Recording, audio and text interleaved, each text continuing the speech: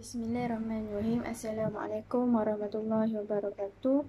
Tajuk yang diberi adalah aplikasi kaedah fiqh ketika bencana alam. Itu kumpulan kami mengambil banjir, tentang banjir. Nama ahli kumpulan kami adalah Natasha Iman binti Abdullah. Saya Ira Malaga binti Mustafa Kamal. Seterusnya Muhammad Danish Rifki bin Yusuf, Farah Fatihah binti Yusuf, Muhammad Hazi bin Muhammad Nur Hisham dan Muhammad Aizat bin Sabri. Pengenalan. Banjir merupakan salah satu bencana dari 5 bencana alam yang sering melanda negara ini. Selain daripada tanah runtuh, kebakaran hutan, tumpahan minyak dan sebagainya.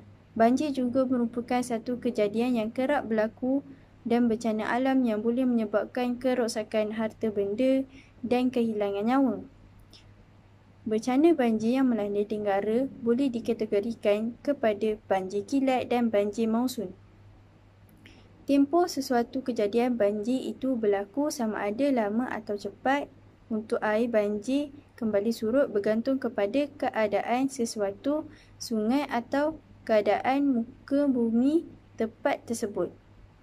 Ia boleh berlaku beberapa jam atau hingga berhari-hari. Keberadaan mangsa-mangsa banjir di pusat pembinaan ini telah menimbulkan persoalan berkaitan isu-isu fiqh dalam pengurusan hal masa banjir. Antaranya isu pencampuran antara lelaki dan perempuan yang tidak terkawal disebabkan oleh kapasiti pusat-pusat pembinaan yang kecil dibandingkan dengan jumlah masa yang terlibat. Assalamualaikum warahmatullahi wabarakatuh. Nama saya Muhammad Rifki bin Muhammad Yusuf. Baik, saya akan sambung aplikasi kaedah fiqh dalam bencana alam banjir, iaitu kesan. Kesan daripada bencana alam banjir bukan sahaja menyebabkan penduduk terpaksa berpindah dari rumah mereka ke pusat pemindahan untuk mangsa banjir yang disediakan. Ada juga mangsa yang tidak sempat untuk berpindah kerana air sudah naik mendadak dan mereka terpaksa berlindung di bukit-bukit tempat tinggi sehingga air boleh surut kembali. Kesan-kesan bahaya akibat banjir meliputi kerosakan struktur dan hakisan, kehilangan harta benda dan nyawa, pencemaran makanan dan air, gangguan aktiviti sosioekonomi termasuk pengangkutan dan komunikasi serta kerosakan pada tanah pertanian. Secara umumnya, bencana banjir membawa pelbagai kesan negatif kepada alam sekitar. Kerosakan harta benda, nyawa dan sebagainya. Dari segi kehilangan harta benda, banjir boleh menyebabkan mangsa kehilangan barang-barang kepunyaan mereka akibat dibawa arus.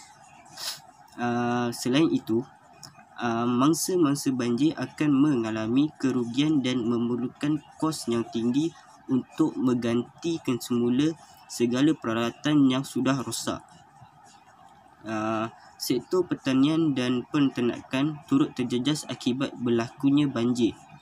Air banjir yang bertakung terlalu lama di kawasan pertanian menyebabkan tanaman mati. Antara tanaman yang mudah mati adalah getah, koko, kelapa sawit dan padi. Pemusnahan tanaman-tanaman ini akan merugikan para petani. Pengusaha-pengusaha peternak seperti ayam, itik dan sebagainya turut menanggung kerugian akibat ternakan mereka yang mati ditenggelami arus banjir. Sekolah yang menjadi tempat penempatan sementara mangsa banjir turut terpaksa ditutup daripada aktiviti pengajaran dan pembelajaran. Akibatnya proses pendidikan terganggu.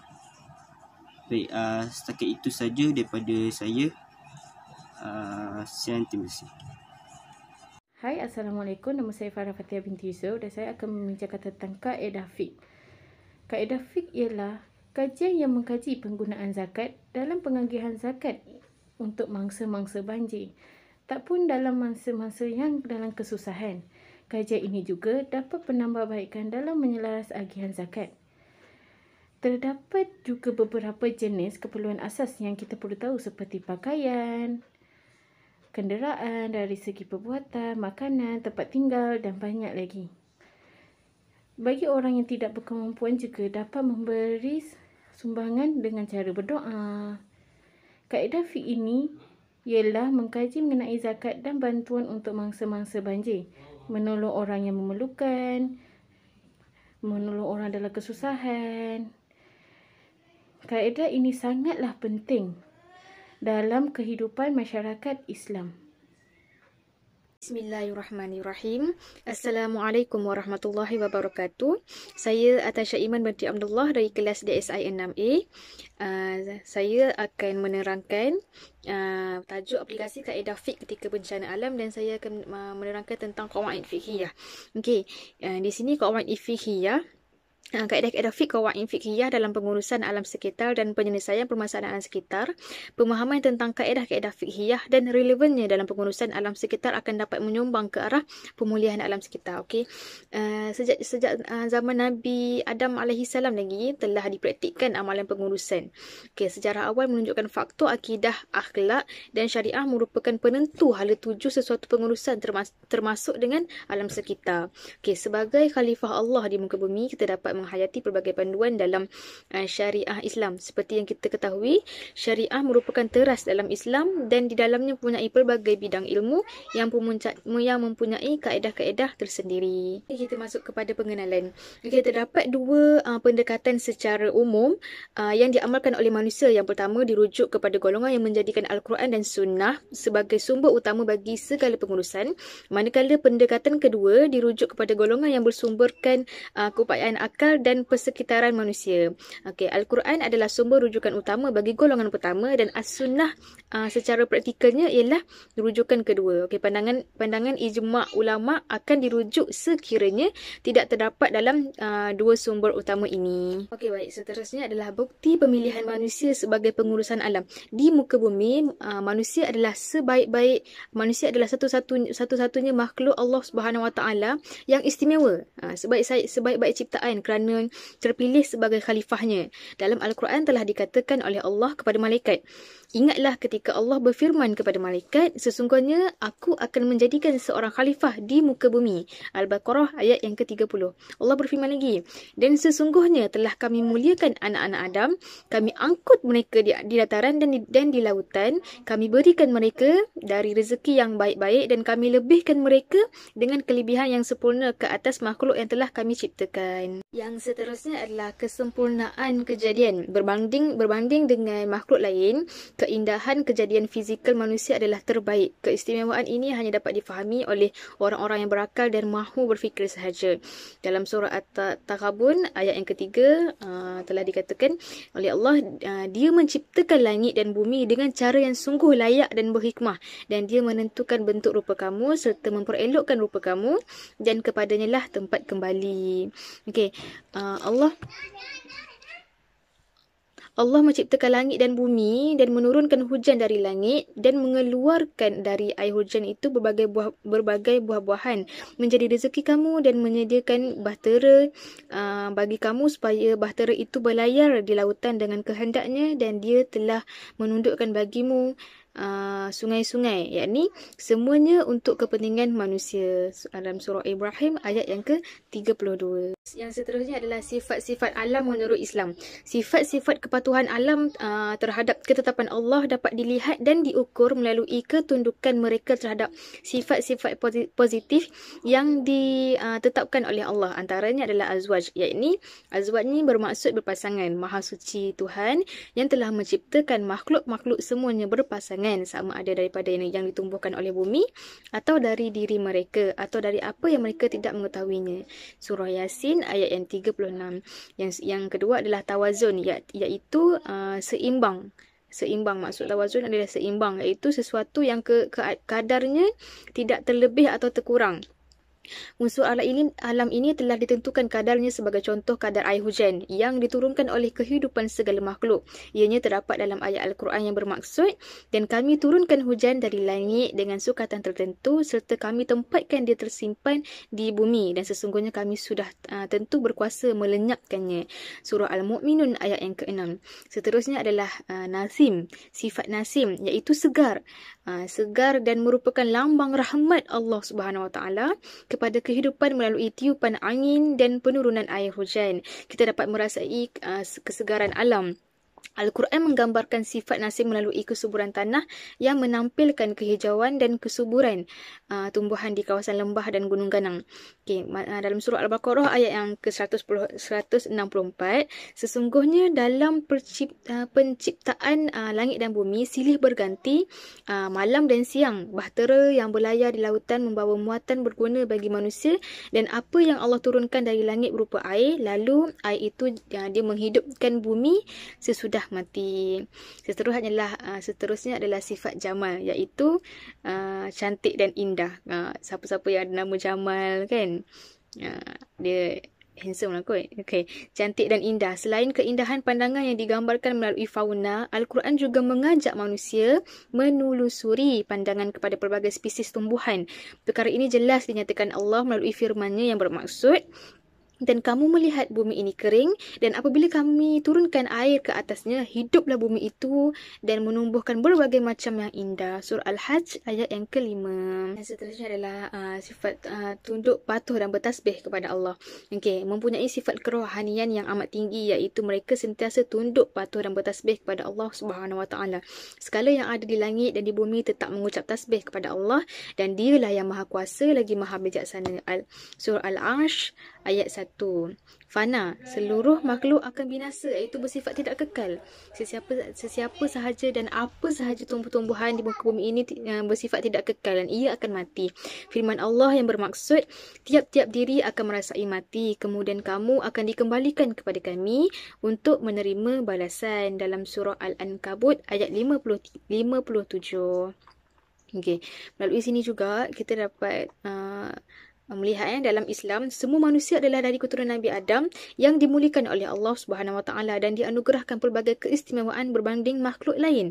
Allah menciptakan langit dan bumi dan menurunkan hujan dari langit dan mengeluarkan dari air hujan itu berbagai buah-buahan menjadi rezeki kamu, dan Dia menyediakan bahtera bagi kamu supaya bahtera itu berlayar di lautan dengan kehendaknya, dan Dia telah menundukkan bagimu sungai-sungai, yakni semuanya untuk kepentingan manusia.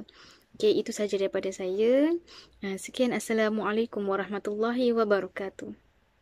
Assalamualaikum warahmatullahi wabarakatuh. Nama saya Muhammad Haziq bin Muhammad Nur Hisham daripada kelas DSI 6A. Okey, hari ini saya akan menerangkan serba sedikit tentang legal medicine in Islam.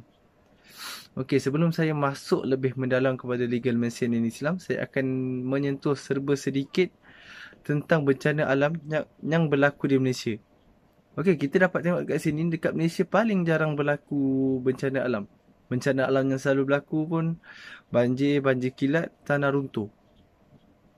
Yang contoh paling dekat kita boleh tengok terjadi dekat Kedah. Baru-baru ni yang berlaku banjir kilat yang sangat teruk. Okey, terjadi alam ini boleh dikaitkan dengan tingkah laku manusia di bumi sebenarnya. Allah juga telah menyebut dalam surah Ar-Rum ayat 41, telah timbul berbagai kerosakan dan bala bencana di darat dan di laut dengan sebab apa yang telah dilakukan oleh tangan manusia. Timbulnya yang demikian kerana Allah hendak mereka merasakan sebahagian dari balasan perbuatan-perbuatan buruk yang mereka telah lakukan, supaya mereka kembali insaf dan bertaubat. Okey, daripada ayat ni membuktikan bahawa bencana alam yang berlaku di muka bumi ni ada kaitannya dengan perilaku manusia yang tidak berhemah kepada alam sekitar. Maksudnya daripada sungai ataupun laut, hutan. Okey, oleh itu umat manusia sentiasa diingatkan supaya tidak mencampakkan dirimu ke dalam kebinasaan. Okey, ayat ni adalah ayat Al-Quran. Mencampakkan dirimu ke dalam kebinasaan.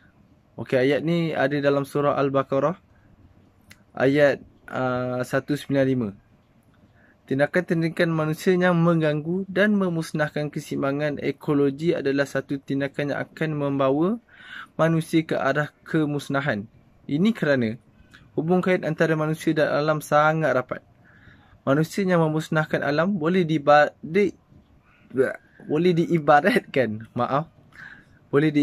sebagai memusnahkan kehidupannya sendiri.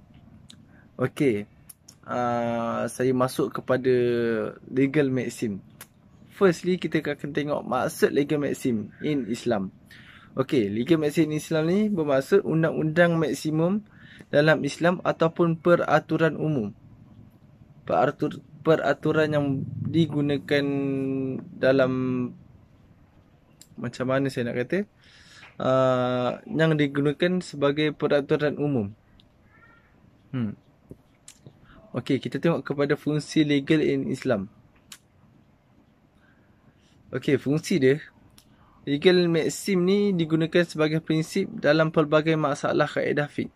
Maksudnya jika ada apa-apa kaedah fiqh yang berlaku masalah, legal maxim ni akan digunakan.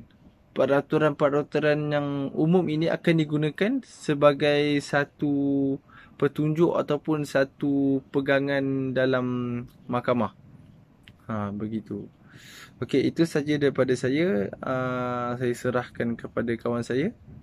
Assalamualaikum warahmatullahi wabarakatuh. Assalamualaikum warahmatullahi wabarakatuh. Nama saya Muhammad Aizat bin Sabri dari DSI 6A.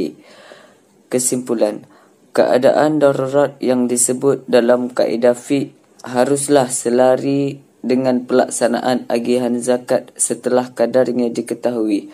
Ini bermakna setiap agihan zakat kepada mangsa hendaklah menepati dengan keadaan di mana situasi penerima zakat tersebut benar-benar layak. Walaupun dalam situasi tersebut terdapat mangsa-mangsa